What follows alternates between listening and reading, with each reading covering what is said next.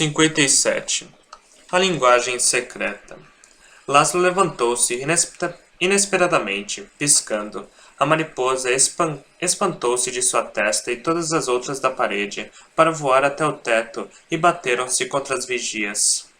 Mas ele não estava pensando sobre as mariposas. Ele não estava pensando. O sonho o havia puxado para um lugar tão profundo que estava sob o pensamento, submerso em um lugar de pura emoção. E que emoção! Todas as emoções e com elas a noção de que haviam sido despidas até sua essência, revelando-se pela primeira vez em toda sua beleza indizível, sua fragilidade intolerável. Não havia nenhuma parte dele que sabia o que ele estava sonhando, ou, mais precisamente, que ele repentinamente não estava sonhando.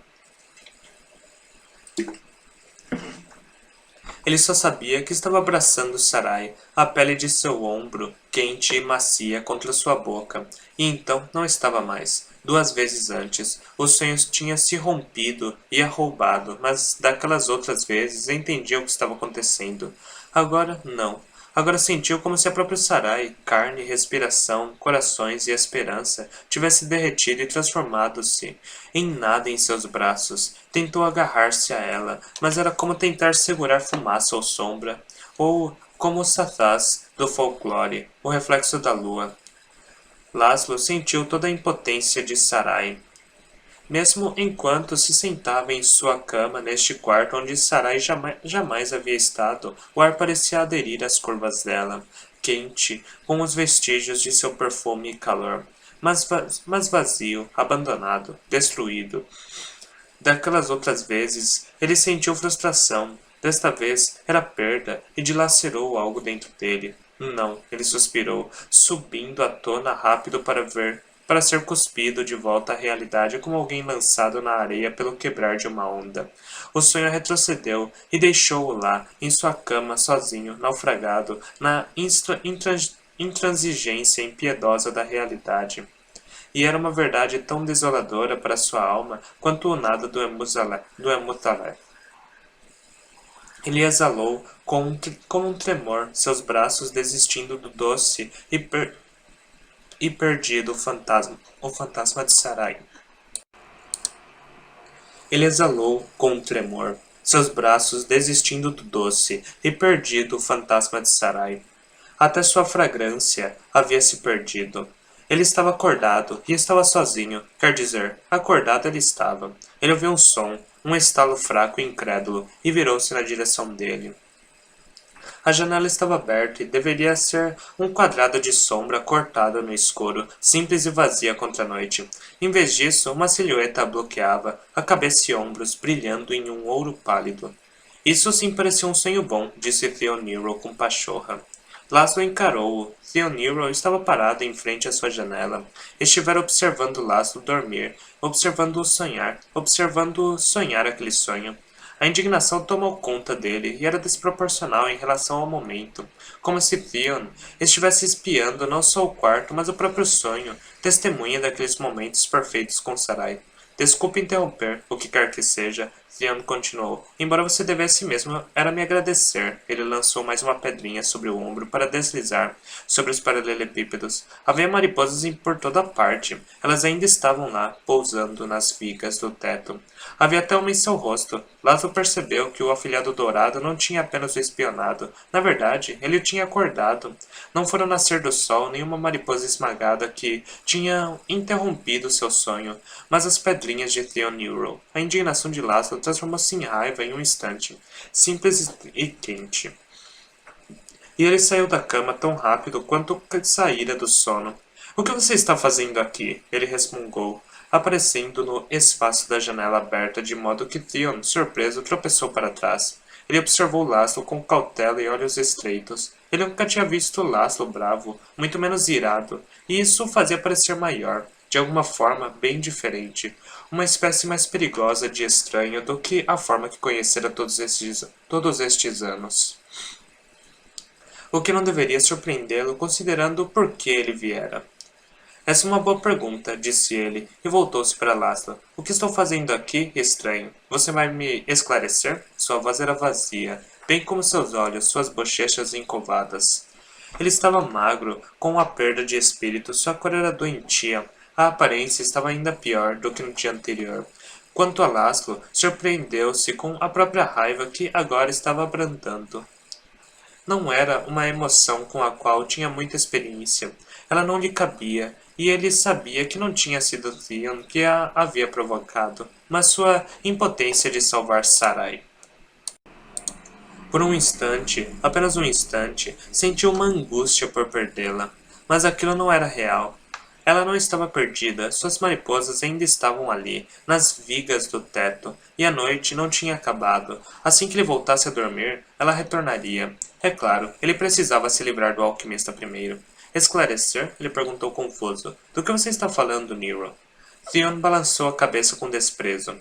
Você sempre foi bom nisso, o olhar infeliz. Esses olhos inocentes falam com amargura. Ontem, você quase me convenceu de que tinha me ajudado porque eu precisava. Isso ele disse, como se fosse a mais absurda das informações, como se qualquer homem chegasse para o outro e oferecesse o espírito de suas veias. Mas eu não podia imaginar qual motivo você teria, então quase acreditei. Laszlo fitou. Você deve acreditar. Que outro motivo poderia existir? É isso que preciso saber. Você me lançou nisso anos atrás, lá no Crystal Potion. Por que, estranho? Qual é o seu jogo? Ele parecia tão louco quanto um doente, um brilho de suor em sua testa. Quem é você de verdade? A pergunta desconcertou Laszlo. Theon o conhecia desde que tinha 13 anos. Sabia quem ele era, até onde era possível conhecê-lo. Ele era estranho, com tudo o que isso implicava. Qual o problema, Theon? Nem pense em me fazer de bobo, estranho. Laszlo perdeu a paciência e o interrompeu, repetindo em um tom mais alto. Qual é o problema, Nero? Os dois jovens estavam em lados opostos da janela aberta, encarando-se como uma vez se encararam no balcão de informações. Exceto que agora Laszlo não estava intimidado. Sarai observou-os através de suas sentinelas. Ela havia acordado quando Laszlo acordou, então jogou-se novamente nos travesseiros, espremendo os olhos para bloquear a visão das paredes e do teto de Mesarthion, que a cercava. Ela não tinha dito que não queria voltar para lá ainda? Ela não tinha dito que não queria voltar para lá ainda? Ela podia ter chorado de frustração. Seu sangue e espírito estavam correndo rápido em seu ombro. Seu sangue e espírito estavam correndo rápido e seu ombro estava quente, tão quente como se pela respiração real de Laszlo. A alcinha rosa de seda tinha até caído, assim como no sonho. Ela a tocou com os dedos, olhos fechados, lembrando-se da sensação dos lábios e mãos de Laszlo, os sutis caminhos da sensação que ganhavam vida. Das sensações que ganhavam vida, onde quer que ele a tocasse. O que o farange queria, vindo aqui no meio da noite? Os dois falavam em sua língua própria, tão sem sentido para ela, quanto tambores ou canto de pássaros.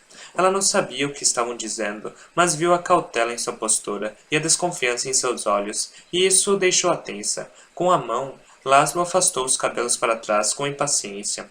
Um momento passou em silêncio. Então, o outro homem colocou a mão no bolso. O movimento foi imprevisível e repentino. Sarai viu um brilho de metal. Laszlo também viu uma faca brilhando em sua direção. Ele afastou-se. A cama estava bem atrás dele, então bateu nela e acabou sentado. Neste momento, Rusa balançaria a cabeça, desesperando-se por nunca o transformar em um guerreiro. Theon olhou-o com desdém. Não vou matá-lo, estranho, disse ele, e Laszlo viu que não era uma faca que estava na mão aberta de Theon, mas uma lasca de metal. Seus corações batiam pausadamente. Não era apenas metal, era Mesarthion.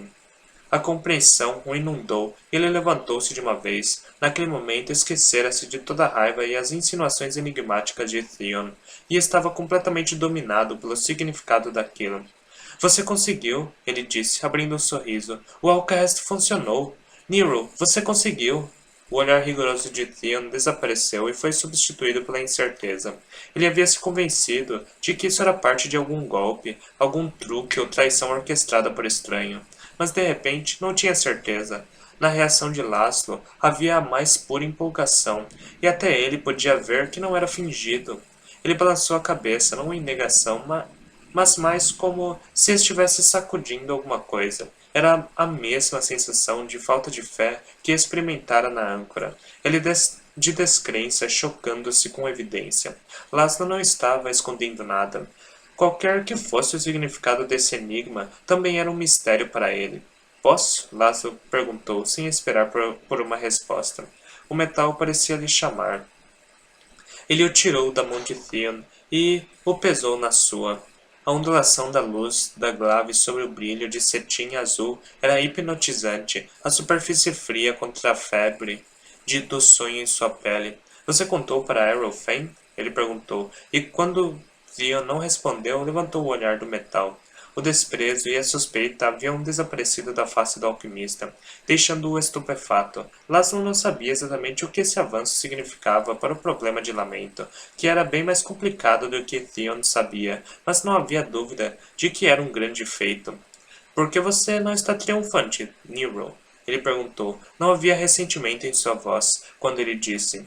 É um bom episódio para seu mito, com certeza. Cale a boca, estranho, respondeu Theon, embora houvesse menos rancor nessas palavras do que em todas as outras que vieram antes delas. Ouça o que eu vou dizer. É importante. Ele cerrou os dentes e descerrou. Seu olhar estava afiado como garras. Nosso mundo tem uma coesão notável, um conjunto de elementos que formam tudo nele. Tudo. Folhas e besouro, língua e dentes, ferro e água, mel e ouro. O Azoth é... Ele buscou uma forma de explicar.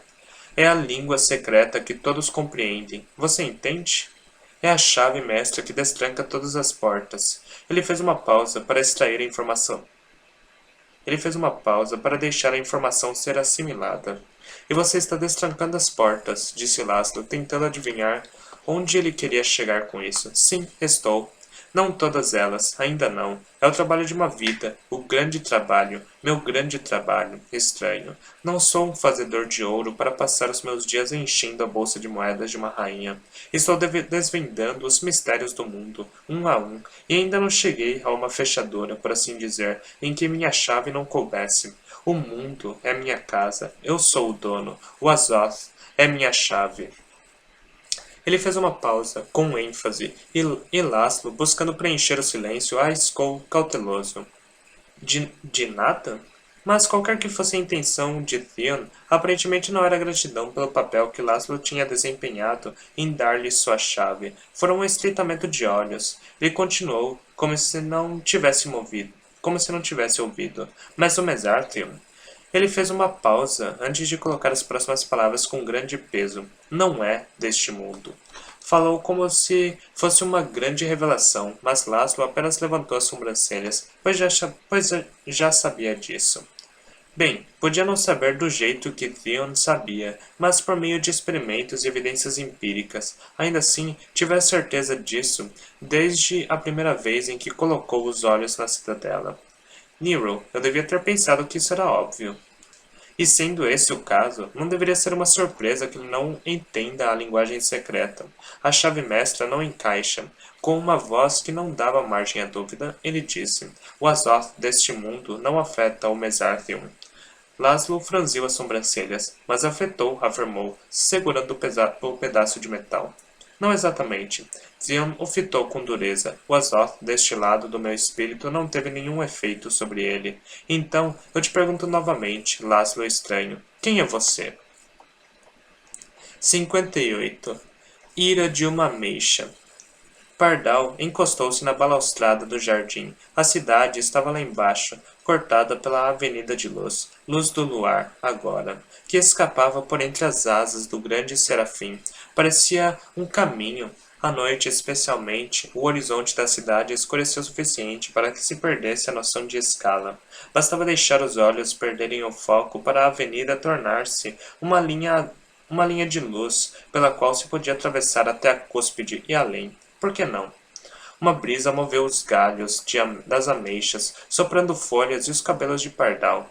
Ela colheu uma ameixa que cabia perfeitamente na palma de sua mão. Segurou-a por um momento, olhando para fora, olhando para baixo. Rubi tinha jogado uma. Rubi descuidada. Como seria, Pardal perguntou-se, ser rebelde como sua irmã e pegar o que e quem ela quisesse e fazer o que quisesse? Ela riu por dentro. Ela jamais saberia. Passando pelo corredor em direção ao quarto de Feral, ela estivera sonhando com um beijo, um único e doce beijo, apenas para descobrir, pois bem, ela sentiu-se uma criança. Além de tudo, do peito doendo como se seus corações tivessem sido esmagados, e do choque que a deixara assustada até agora, ela estava envergonhada e estivera pensando em um beijo enquanto eles estavam fazendo aquilo. Era muito além de qualquer coisa que ela conhecia. Sarai costumava contar-lhes sobre as coisas que os humanos faziam juntos, e aquilo tudo havia sido tão escandaloso, tão distante. Nunca imaginara fazer aquilo e, apesar de toda a fixação de sua irmã com o beijo, nunca a tinha imaginado fazendo aquilo também. Especialmente não com Feral. Ela espremeu os olhos bem fechados e segurou o rosto com as mãos, sentindo-se tão boba, traída e passada para trás. Ela pesou a ameixa na mão e, por apenas um momento, a fruta pareceu representar tudo o que ela não era, ou talvez toda a coisa doce e insípida que ela era.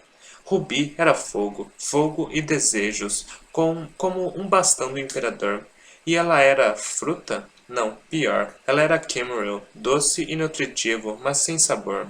Levou o braço para trás e lançou a ameixa o mais longe que podia. Instantaneamente arrependeu-se. Talvez eu atinja um deles, Rubi tinha dito, mas Pardal não queria atingir ninguém. Bem, talvez Rubi e Feral. Como se invocada por seus pensamentos, Rubi saiu do jardim, vendo-a. Pardal pegou uma outra ameixa, que não jogou nela. Mas ainda assim a segurou só por garantia. O que você está fazendo acordada? Ela perguntou. Estou com fome, disse Rubi.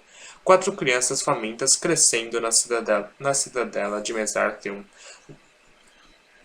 4 crianças famintas crescendo na cidadela dos Mesarthim.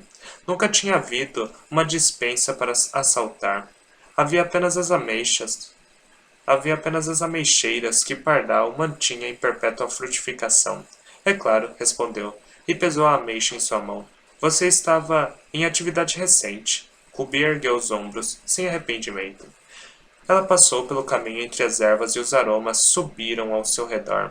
Estava com os cabelos desgrenhados como sempre, ou ainda mais, de seus exercícios recentes, e tinha vestido uma lingerie com um hobby, sem amarrar as pontas do cinto, esvoaçando para trás dela como rabos de gato de seda. Rubi encostou-se indolentemente na balaustrada. Ela pegou uma ameixa e comeu-a. O soco pingou de seus dedos. Ela lambeu-os e olhou para a cúspide. Você está apaixonada por ele? O quê? Pardal olhou zangada. Não. Tanto fazia ela responder ou não. Rubi ignorou-a completamente. Eu não sabia, sabe? Você podia ter me contado. O quê? E ter arruinado sua diversão? Mártir, disse Rubi suavemente. Era apenas uma coisa a fazer. E ele era alguém com quem fazer essa coisa. O único garoto vivo. Que romântico. Bem, se é romance que você quer, não espere muito do nosso Feral. Não espero nada dele, respondeu Pardal, irritada. Eu não o quero agora. Por que não?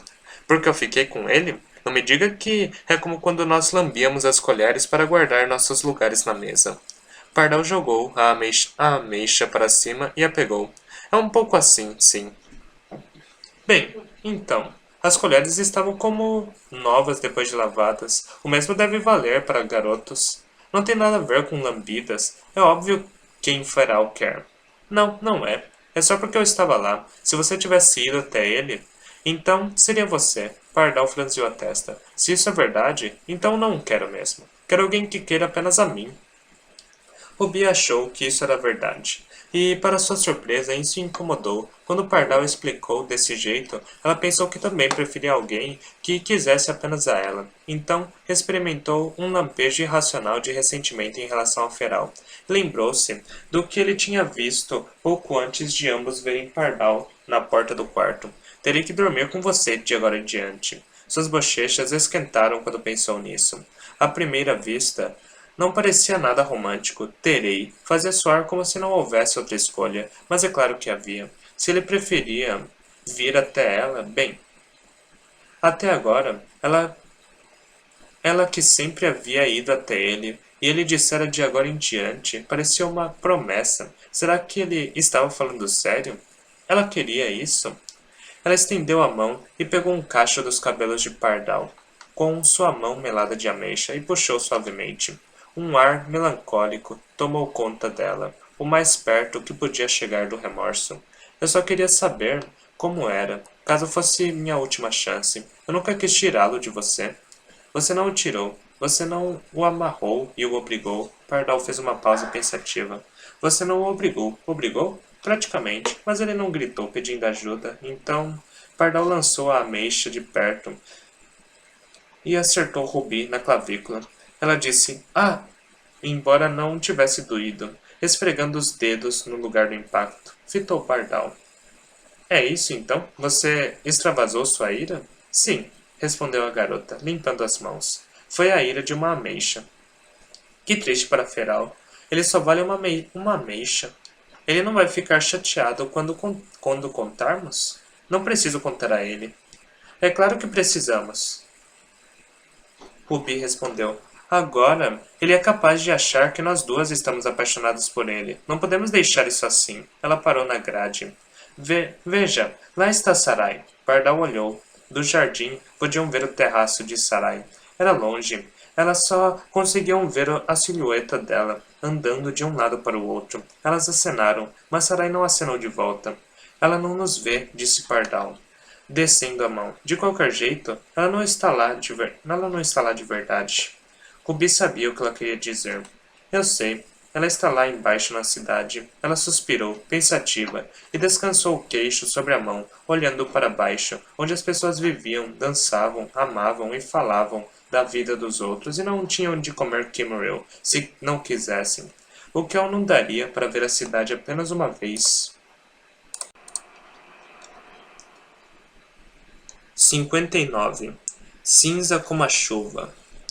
Sarai não havia saído do terraço desde o ataque ao trenó de seda. Permanecera em seu quarto, tentando preservar alguma privacidade, enquanto estava sob guarda cerrada, mas não pôde mais aguentar. Ela precisava de ar, precisava se mexer. Sempre ficava impaciente quando suas mariposas estavam fora. E agora a confusão acentuava isso. O que isso queria dizer? Andava de um lado para o outro, e havia fantasmas ao seu redor, mas ela mal estava consciente deles. Ainda não conseguia compreender a conversa entre Laszlo e o Farange, embora claramente tivesse a ver com o Mesarthium. Laszlo estava tenso, isso ela percebia. Ele devolveu o pedaço de metal. O outro homem saiu, finalmente, e ela esperava que Laszlo voltasse a dormir, que voltasse para ela. Em vez disso, ele calçou as botas.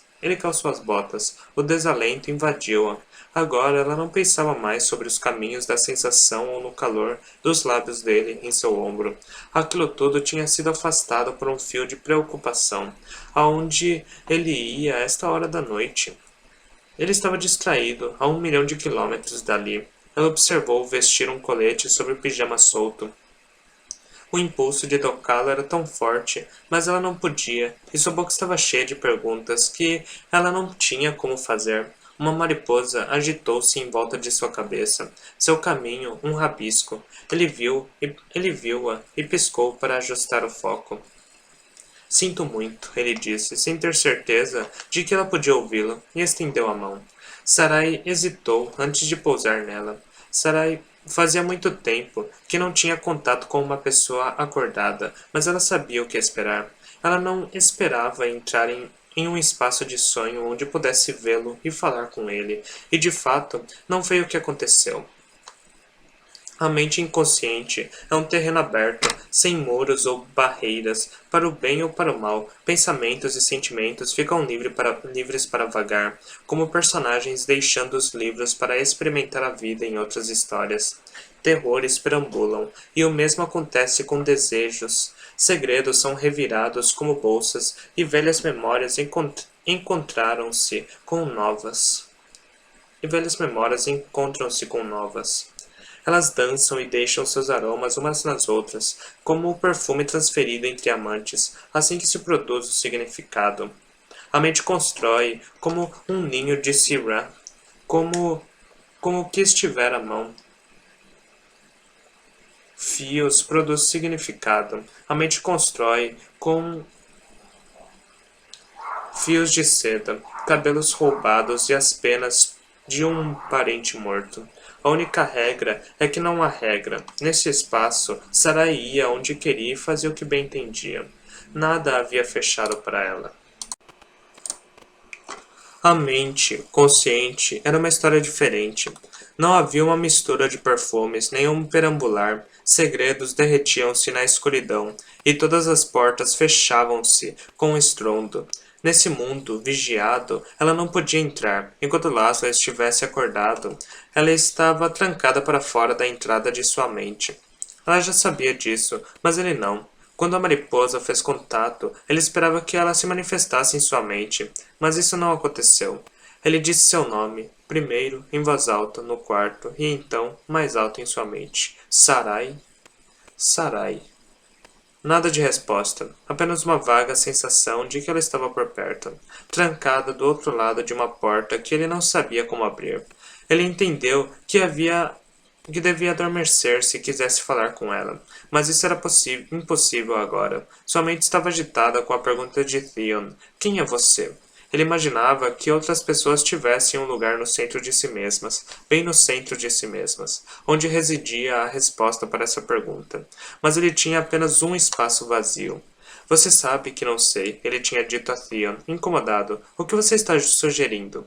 Estou sugerindo, o afilhado dourado respondera, que você não é um camponês órfão de Zosma. Então, quem eu sou? Então o quê? Azoth deste mundo. Foi isso que Theon dissera. O Azoth deste mundo não afetava o Mesarthium. O Azoth deste lado do espírito do alquimista não tinha nenhum efeito sobre ele. E ainda assim, Nero cortara um pedaço de âncora, e isso era prova suficiente. Alguma coisa tinha afetado o Mesarthium, e essa coisa, de acordo com Theon, era Laszlo. Laszlo tentou se convencer de que Nero estava zombando dele e que era tudo uma brincadeira. Talvez Drave estivesse se escondendo, rindo como um menino. Mas que tipo de brincadeira? Um ardil elaborado para fazê-lo pensar que havia algo de especial nele? Laszlo não podia acreditar que Nero se daria ao trabalho, principalmente agora, quando estava tão obcecado com o desafio que se apresentava. Theon Nero nunca tinha muitas características, mas a frivolidade não era uma delas. Mas então, talvez, Laszlo só quisesse que fosse verdade, que houvesse algo de especial nele. Não sabia o que pensar. O Mesarthium estava no centro do mistério. Então, era para lá que ele estava indo. Para a âncora, como os camponeses magnéticos, como os campos magnéticos invisíveis de Mosaiv estivessem puxando-o para lá. Ele saiu da casa, com a mariposa de Sarai ainda pousada em sua mão. Ele não sabia o que lhe contar, e ele podia ouvi-la. Sua mente estava... Ele não sabia o que lhe contar, se ela podia ouvi-lo. Sua mente estava girando com pensamentos e memórias, e no centro de tudo, um mistério sobre si. Então, você pode ser qualquer um, Sarai tinha dito, quando ele lhe contou sobre a carroça de órfãos e sobre o fato de não saber seu nome. Ele pensou no mosteiro, nos monges, na fila de berços, nos bebês chorando, e nele mesmo, silencioso em meio aos demais. Não era natural, o irmão Aragos tinha falado assim dele. As palavras ecoaram nos pensamentos de Laszlo. Não era natural. Ele tinha se referido ao silêncio de Laszlo, não? Pensei que com certeza morreria. O monge havia dito também. Cinza como a chuva você era. Um crepitar de arrepios irradiou-se do couro cabeludo de Laszlo e desceu pelo pescoço e a coluna dele. Cinza como a chuva você era, mas sua cor se tornou normal com o tempo. Na rua silenciosa da cidade adormecida, os pés de Laszlo desaceleraram e pararam.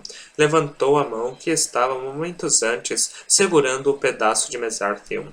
As asas da mariposa ergueram-se e desceram, mas ele não a fitava. A mancha estava de volta, uma cinza em sua palma, onde havia segurado o fragmento fino. Ele sabia que ela desapareceria desde que não estivesse tocando o Mesartheum, e retornaria assim que o tocasse. E todos aqueles anos atrás, sua pele havia sido cinza e voltara ao normal. O som de seus batimentos cardíacos ecoava em sua cabeça. E se ele jamais tivesse ficado doente? E se ele fosse algo muito mais estranho que o nome estranho pudesse significar? Outra onda de arrepios percorreu seu corpo. Ele pensou que era alguma propriedade do metal que reagisse com sua pele, mas ele era o único que reagia a ele. E agora, de acordo com Theon, o metal havia reagido a ele. O que isso significava? O que tudo isso significava? Ele começou a andar novamente, mais rápido agora, desejando que Sarai estivesse ao seu lado. Ele queria lhe dar a mão, em vez de ter uma mariposa pousada na mão. Depois do encantamento e da facilidade de voar no sonho que parecia tão real, ele sentia-se pesado, arrastando-se e preso ali na superfície do mundo. Essa era a maldição de sonhar. Ele acordou para a pálida realidade, sem asas nos ombros, nem deusa nos braços. Bem, ele talvez nunca tivesse asas em sua vida acordado, mas abraçaria Sarai. Não o fantasma dela nem a mariposa, mas ela, em carne, osso e espírito, de uma forma ou de outra, prometeu. Essa parte de seu sonho se tornaria realidade. À medida que Laszlo acelerou o passo, Sarai fez o mesmo. Seus pés descalços moviam-se rapidamente sobre o metal frio da palma do anjo, como se ela estivesse tentando segui-lo. Era inconsciente. Como Rubi e Pardal haviam dito, ela não estava realmente ali, mas tinha deixado consciência suficiente em seu corpo para saber quando se virar e não subir pela ponta íngreme da mão do serafim e ultrapassar a beirada. A maior parte de sua atenção estava com Laszlo, pousada em seu pulso e pressionada contra a porta fechada da consciência do garoto. Ela sentiu o pulso dele acelerado e a onda de arrepios que passava por sua carne, bem como poderia sentir também a onda de emoção irradiando-se dele. E era o tipo de temor e reverência que se costuma sentir na presença do sublime. Era claro e forte, entretanto, Sarai não conseguia entender a causa. Seus sentimentos a atingiam em ondas, como música ouvida por meio de paredes, mas seus pensamentos continuavam escondidos lá dentro. As outras 99 mariposas tinham voado e estavam girando pela cidade em grupos, procurando algum indício de atividade, mas ela não conseguia encontrar nada de errado. Lamento estava quieta. Os guardas de Zerkane eram silhuetas silenciosas em suas torres de vigia, e o farange dourado tinha retornado diretamente ao laboratório e trancado-se lá dentro. Arrowfane e Azurin estavam dormindo, e ela em sua cama, ele no chão, a porta fechada entre o casal, e os trenós de seda estavam onde haviam sido deixados. Sarai disse para si mesma que não tinha nada com o que se preocupar.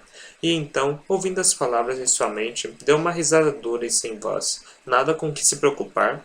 Nada mesmo. Qual preocupação poderia existir? Apenas descoberta, massacre e morte. Essas eram as preocupações com as quais ela tinha crescido e estavam atenuadas pela familiaridade.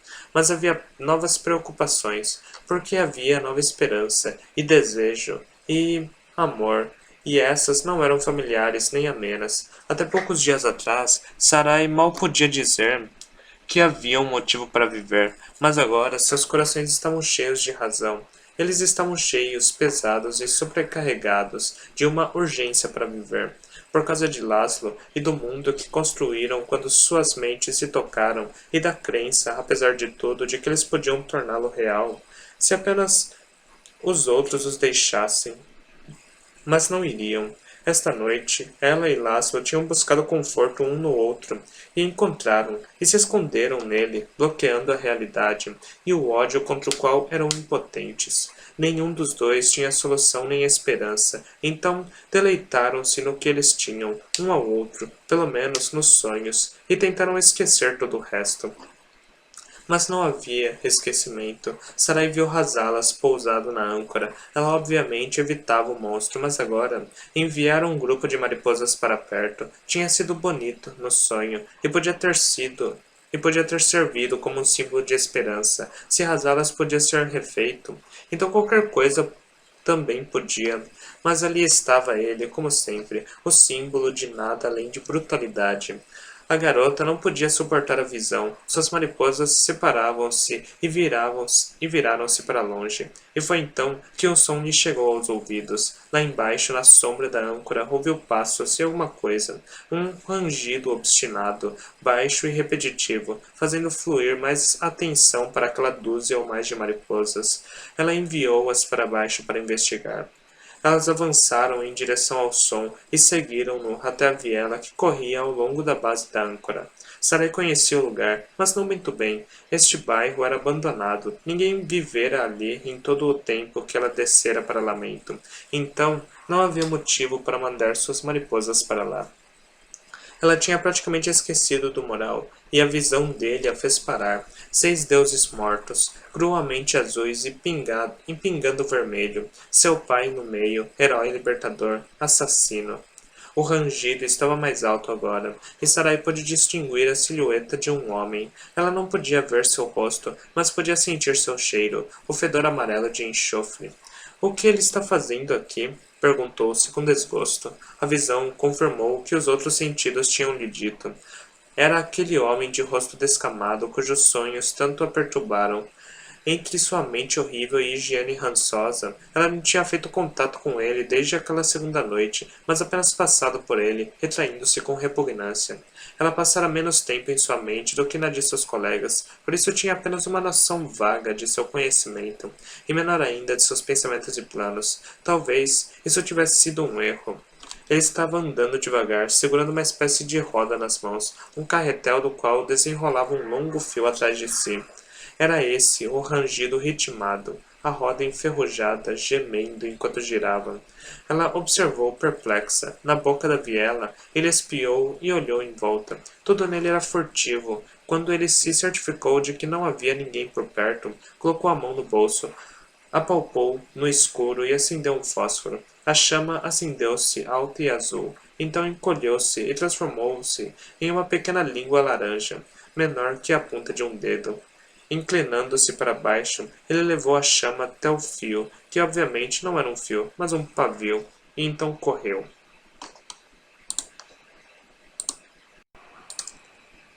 60. Algo esquisito. Theon colocou o pedaço de Mesarthium em sua mesa de trabalho e deixou-se cair, pesadamente, no banquinho, com um suspiro, frustração acima de um grande cansaço. Ele descansou a testa sobre a mão e olhou para a longa lasca do metal exótico. Havia ido em busca de respostas e não conseguiu nenhuma, mas o mistério não o abandonava. O que é você? Perguntou ao Mesarthium, como se o metal pudesse lhe dizer o que estranho não tinha dito. De onde você vem? Sua voz era baixa, acusatória. Por que você não está orgulhoso? Estranho tinha lhe perguntado. Você conseguiu, mas o que exatamente lhe fizeram? Ou, mais especificamente, por que tinha funcionado? O frasco rotulado Espírito de Bibliotecário estava a poucos centímetros do metal. Theon permaneceu sentado, olhando fixamente para as duas coisas, o frasco com as gotas restantes da essência vital e o pedaço de metal que a essência lhe havia permitido cortar. Talvez fosse porque ele estava entorpecido com a perda do espírito ou talvez apenas cansado e a meio caminho do sono, mas embora olhasse com todo o rigor de um cientista, seu olhar era filtrado pelo véu tremeluzente do devaneio, a mesma sensação de encantamento que lhe acometia quando ele lia seu livro secreto de milagres, e assim, quando percebeu algo esquisito, considerou todas as possibilidades, incluindo aquelas que não deveriam ser possíveis. Ele pegou o metal e examinou-o mais de perto. As bordas estavam irregulares onde o alcarrest as havia carcomido, mas um lado era perfeitamente liso, como a superfície da âncora, ou tinha sido, ele tinha certeza, não era mais. Agora, sem dúvida, ele trazia as marcas sutis de dedos, onde Laszlo estranho tinha o segurado na mão.